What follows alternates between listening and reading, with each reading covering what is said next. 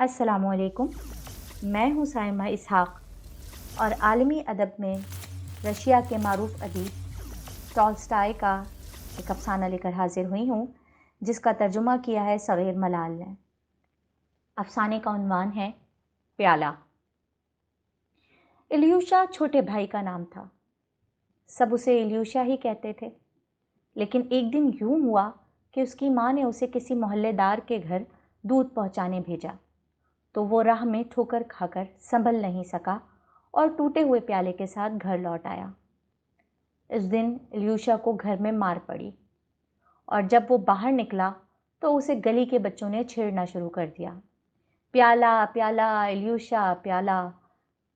उस दिन से इल्यूशा का नाम प्याला पड़ गया।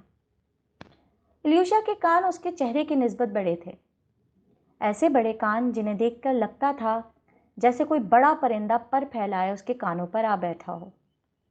गांव में एक स्कूल मौजूद था, लेकिन पढ़ना इल्यूशा के लिए मुश्किल काम साबित हुआ और फिर उसके पास वक्त नहीं था। उसका बड़ा भाई शहर में एक ताजिर के घर में मुलाजिम था। यही वजह थी कि जिस दिन से इल्यूशा ने चलना शुरू किया, इसी दिन से घर का काम भी करना शुरू कर दिया था। 6 साल की उम्र में वो अपने बाप की तमाम बकरियों का रखवाला बन गया और कुछ ही अरसे बाद वो घोड़ों की दिन रात निगहदाश्त पर मामूर कर दिया गया। 12 बरस का होते ही वो खेतों में हल चलाने और घोड़ा गाड़ी पर शहर का सामान लाने के फ़राइज़ अंजाम देने लगा। उसके चेहरे पर हमावक्त ताजगी और शगुफ्तगी रहती। मोहल्ले के बच्चे इस पर हंसते तो वो खामोशी से उन्हें देखता रहता या खुद भी हंसने लगता। उसका बाप नाराज़ होता तो वो सर झुकाकर उसकी डांट सुनता और जब बाप के दिल की भड़ास निकल जाती तो वो हल्की सी मुस्कुराहट के साथ अपने अधूरे काम की तरफ पलट जाता। जब इल्यूशा 19 साल का हुआ तो उसके बड़े भाई को जबरी भर्ती वाले ले गए। इल्यूशा को बताया गया कि अब उसे शहर जाकर अपने भाई की जगह मुलाजमत करनी होगी। दूसरे दिन उसको बड़े भाई के बड़े जूते पहनाए गए और शहर ले जाकर ताजिर के सामने पेश कर दिया गया। ताजिर को इल्यूशा के नर्म नकूश और नाजुक हाथ पांव काम के लिए नामौजू मालूम हुए। मैं समझ रहा था कि साइमन की जगह मुझे अच्छा मुलाजिम मिल जाएगा। ताजिर ने उसे सर से पांव तक देखते हुए कहा, यह मेरे किस काम का है? ये हर काम कर सकता है, इल्यूशा का बाप फख्र से बोला। 10 लड़कों की जगह ये अकेला काफ़ी है। कमज़ोर लगता है, लेकिन आप उसे थका नहीं सकते। खैर, ये तो मालूम हो जाएगा। ताजिर ने एक मर्तबा फिर इल्यूशा को गौर से देखा और पलट कर जवाब देना तो इसने सीखा ही नहीं। इसका बस चले तो सारी ज़िंदगी खाना खाए बगैर काम करता रहे। देख लेंगे, छोड़ जाओ, ताजिर ने बेदिली से कहा। यह इल्यूशा की नई ज़िंदगी का आगाज़ था। ताजिर का ख़ानदान ज़्यादा बड़ा नहीं था। बूढ़ी माँ और बीवी के अलावा 2 बेटे थे, जिनमें से एक तालीमी सरगर्मियों में नुमायाँ और दूसरा दुनियावी मामलात में होशियार था। सबसे छोटी बेटी थी, जो हाई स्कूल के आखिरी दर्जे में थी। इब्तिदा में इल्यूशा किसी को पसंद नहीं आया। वो किसान ज़्यादा था और उन्हें अब तक उसका वजूद खेत की मिट्टी से अटा हुआ लगता था। उसका लिबास देखकर यूँ लगता था जैसे उसने पूरा बदन एक चादर से ढांक लिया हो। उसे मजहबी लोगों से गुफ्तगू का ढंग नहीं आता था और वो मोअज़्ज़ज़ अफराद के अहवालिया जुमलों में इस्तेमाल होने वाले अल्फाज से नावाकिफ़ था। बहरहाल कुछ दिनों बाद ताजिर के घर वाले इल्यूशा के आदी हो गए। बिलाखिर उसकी मेहनती तबीयत ने उनका दिल खुश कर दिया। उन्हें मालूम हो गया कि वो किसी काम, किसी बात का बुरा नहीं मानता, पलटकर जवाब नहीं देता और एक काम ख़त्म करने के बाद बग़ैर दम लिए दूसरा काम शुरू कर देता है। आहिस्ता आहिस्ता ताजिर के घर के सारा काम इल्यूशा के सुपुर्द हो गया। जितनी तेज़ी से वो अपनी जिम्मेदारियां निभाता गया, उतनी तेज़ी से उसके फ़राइज़ में इजाफा होता गया। वो अलग सुबह बेदार होता और यकसुई के साथ हर काम निपटाता जाता। ताजिर की बीवी और इसकी माँ और बेटी और बेटे और खादमा और खानसामा छोटे बड़े कामों के सिलसिले में उसे यहाँ वहाँ भेजते रहते और वह सुबह से शाम तक चारों समत गर्दिश करता नजर आता। उसे तमाम दिन इस तरह के जुमले सुनने पड़ते, इल्यूशा दौड़ कर जाओ और उसे यहीं ले आओ। ज़रा इसका ख्याल रखना इल्यूशा, वापसी पर उसकी तरफ से भी होते आना, और ये ना सुनूं कि तुम भूल गए थे। हाँ हाँ, ये भी ज़रूरी है। इल्यूशा सबकी सुनता, याद रखता, मुस्कुराता रहता اور ایک کے بعد دوسرا کام کرتا چلا جاتا۔ کچھ عرصے بعد الیوشا کے اونچے جوتے ادھڑنے لگے اور جگہ جگہ سے اس کی ایڑیاں اور پنجوں کی کھال جھلکنے لگی۔ تاجر نے اسے جوتوں کا نیا جوڑا منگوا دیا۔ نئے جوتے دیکھ کر الیوشا کا چہرہ جگمگانے لگا، مگر نئے جوتوں نے اس کے پرانے پیروں کو فوراً قبول نہیں کیا اور شام تک وہ جوتوں کے کاٹنے سے بے حال ہو گیا۔ اسے یہ بھی خوف تھا کہ نئے جوتوں کے پیسے اس کی تنخواہ سے کاٹ لیے جائیں گے، اور جب اس کا باپ اس کی تنخواہ وصول کرے گا تو اس پر بہت خفا ہوگا۔ کچھ عرصے سے اس کا باپ اسے مسلسل تنبیہ کر رہا تھا کہ وہ اپنے جوتے بہت تیزی سے گھسا رہا ہے اور اس سلسلے میں اسے احتیاط برتنی چاہیے۔ الیوشا منہ اندھیرے اٹھ کر آتش دان کے لیے لکڑیاں تراشتا، صحن اور بیرونی احاطے کی صفائی کرتا، گھوڑے کا راتب اور گائے کا چارہ تیار کرتا، چولہا گرم کرتا، گھر بھر کے جوتے چمکاتا، مالک کے کپڑے جھاڑ کر دھوپ میں پھیلاتا، دیواریں اور فرنیچر پوچھتا، پھر وہ خانسامہ کے کہنے پر سودا لینے بازار کا رخ کرتا یا خادمہ کی ہدایت پر برتن دھونے لگتا۔ اس سے فارغ ہوتا تو اسے کسی کے نام کی چٹھی دے کر شہر کے دوسرے حصے میں بھیجا جاتا اور واپسی پر چھوٹی بیٹی کو اسکول سے لانے کی ذمہ داری سونپی جاتی۔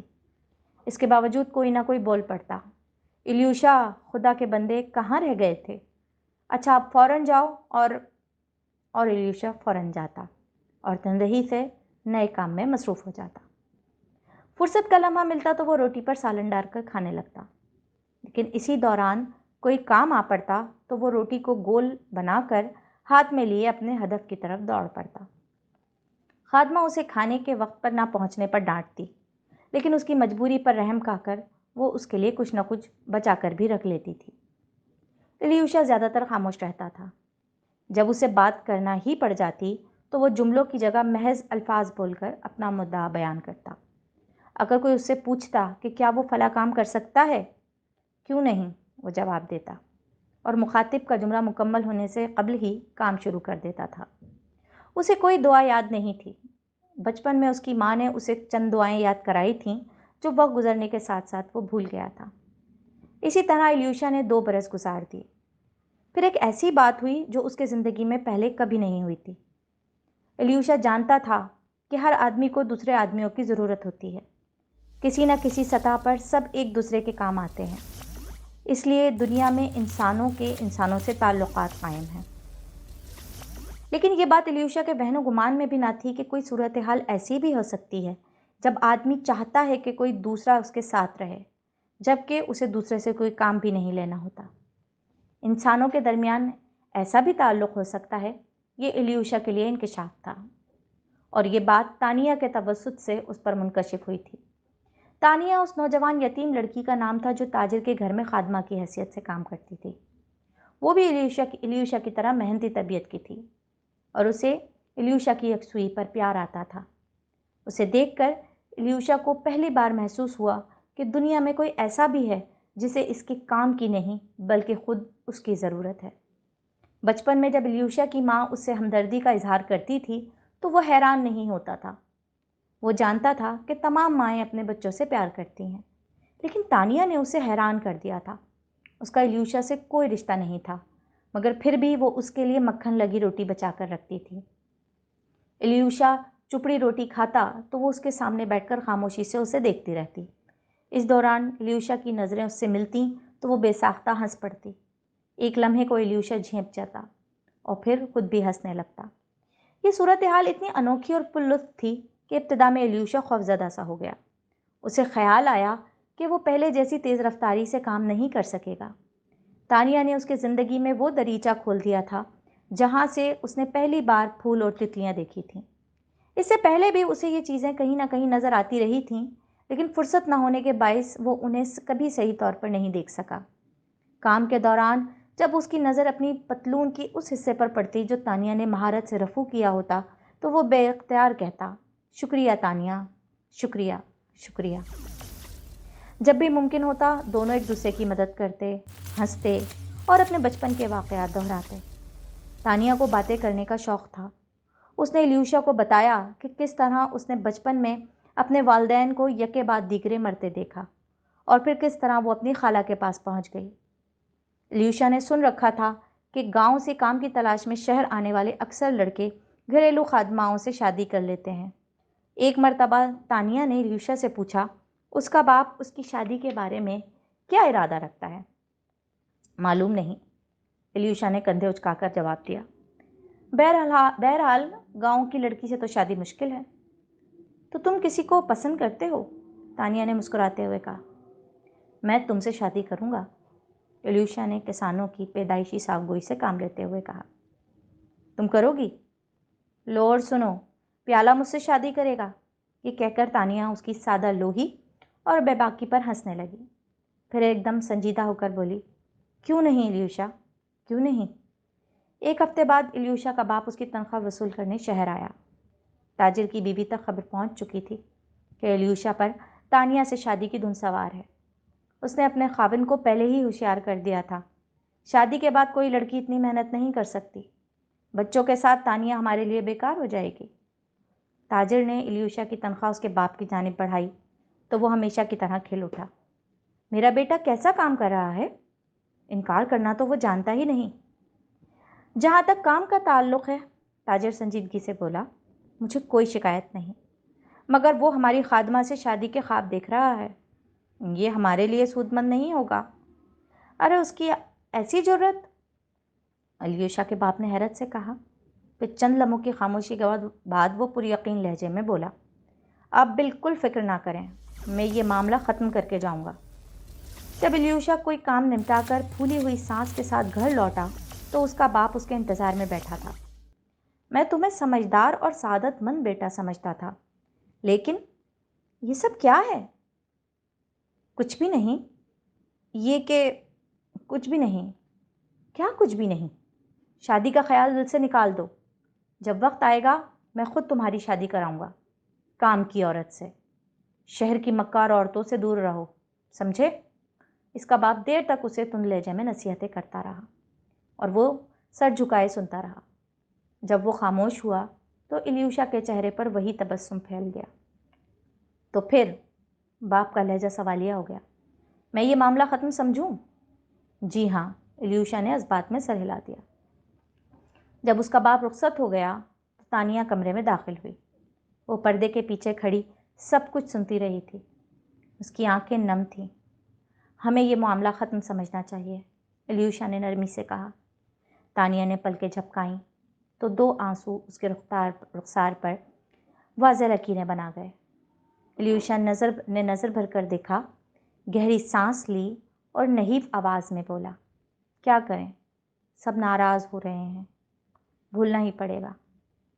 رات کو سونے سے قبل گھر کی کھڑکیاں بند کرنے کے دوران جب وہ بڑی خوابگاہ میں داخل ہوا تو تاجر کی بیوی اسے دیکھتے ہی بولی، باپ سے ملاقات ہو گئی؟ اب سب کچھ بھول کر کام میں دل لگاؤ۔ لگتا ہے بھولنا ہی پڑے گا، الیوشا نے مسکرا کر کہا اور اچانک دیوار کی طرف منہ کر کے رونے لگا۔ اس دن کے بعد الیوشا نے کبھی تانیہ کا ذکر نہیں کیا۔ وہ پہلے سے بھی زیادہ کام میں مصروف رہنے لگا۔ سردیوں کی ایک صبح اسے چھت سے برف صاف کرنے کے لیے بھیجا گیا۔ برف کی ڈھیری بنا کر وہ نیچے دھکیلنے لگا۔ کچھ ہی دیر میں اس نے پوری چھت صاف کر دی۔ اس کے بعد وہ روشن دانوں کے چھجوں پر جمی برف ہٹانے کے لیے جھک رہا تھا کہ اس کا پاؤں پھسلا اور وہ نیچے آ گرا۔